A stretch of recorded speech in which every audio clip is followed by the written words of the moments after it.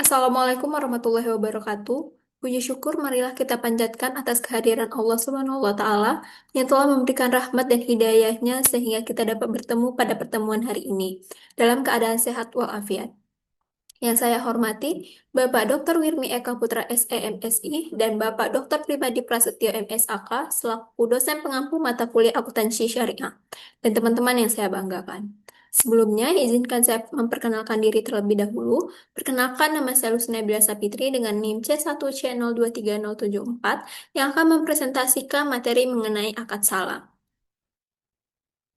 Nah, masuk ke dalam pengertian akad salam, salam dapat didefinisikan sebagai transaksi atau akad jual beli di mana barang yang dijualbelikan belum ada ketika transaksi dilakukan.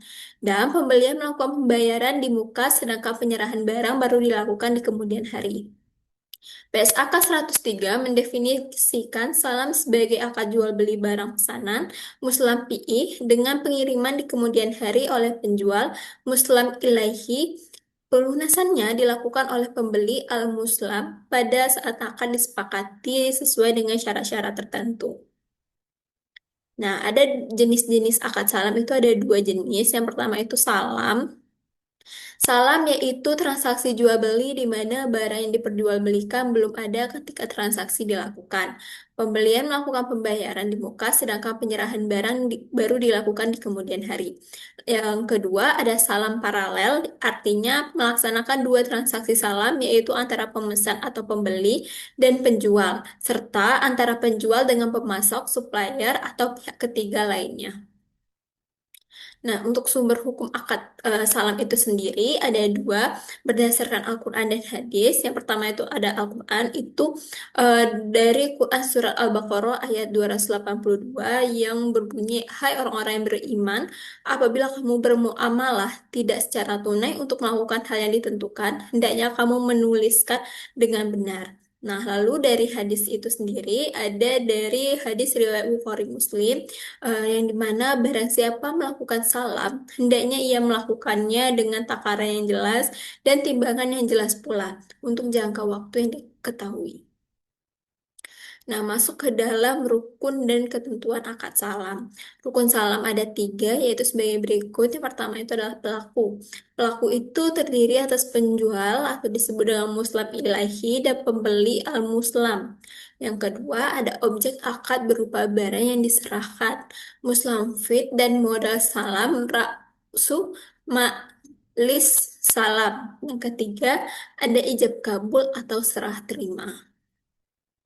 Nah, berakhirnya akad salam itu sendiri, yang pertama, karena barang yang dipesan tidak ada pada waktu yang ditentukan. Yang kedua, barang yang dikirim kualitasnya lebih rendah dan pembeli memilih untuk menolak atau membatalkan akad. Yang ketiga, barang yang dikirim kualitasnya tidak sesuai akad tetapi pembeli menerimanya. Yang keempat, barang diterima. Di sini ada perlakuan akuntansi PSAK 103, akuntansi untuk pembeli. Yang pertama, hal-hal yang harus dicatat oleh pembeli dalam transaksi secara akuntansi. Yang pertama itu adalah pengakuan piutang salam. Piutang salam dapat diakui pada saat modal usaha salam dibayarkan atau dialihkan kepada penjual. Modal usaha salam disajikan sebagai piutang salam. Yang kedua, pengukuran modal usaha salam. Yang ketiga, penerimaan barang pesanan. Yang keempat, denda yang diterima dan diberlakukan oleh pembeli diakui sebagai bagian dana kebajikan. Yang kelima, penyajian. Yang keenam, ada pengungkapan. Nah, kalau tadi itu untuk akuntansi untuk pembeli, di sini ada perlakuan akuntansi PSAK 103, akuntansi untuk penjual itu ada 8. Sama seperti berbeda daripada pembeli tadi ada 6, sedangkan penjual di sini ada 8. Yang pertama itu pengakuan kewajiban salam kewajiban salam diakui pada saat penjual menerima modal usaha salam. Yang kedua, pengukuran kewajiban salam.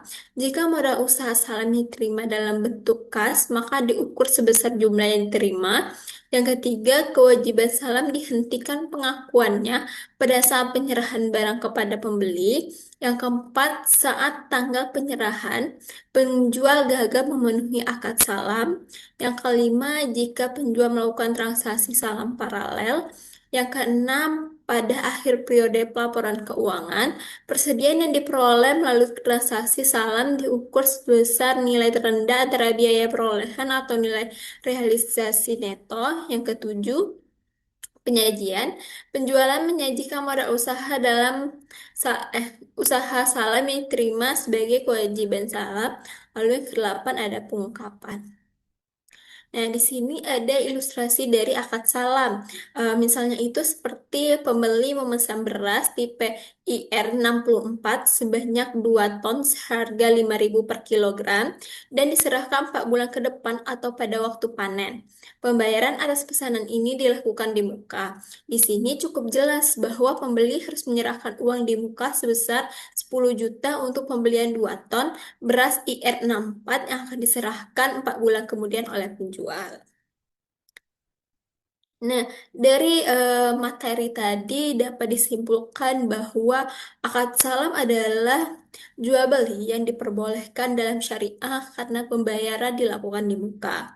Sementara barang diserahkan kemudian dengan syarat harga, spesifikasi, kualitas, kuantitas, dan waktu penyerahan sudah jelas sejak akad dilakukan. Kejelasan ini membuat akad salam terhindar dari unsur garah dan membedakannya dari transaksi ijon. Selain itu, salam paralel juga diperbolehkan selama kedua akadnya terpisah dan tidak saling tergantung atau menjadi syarat satu sama lain. Nah, itulah kesimpulan yang tadi dan inilah materi yang dapat saya sampaikan mengenai dari akad salam. Lebih dan kurangnya saya mohon maaf. Eh, saya akhiri dengan wabillahi taufiq wal hidayah. Wassalamualaikum warahmatullahi wabarakatuh.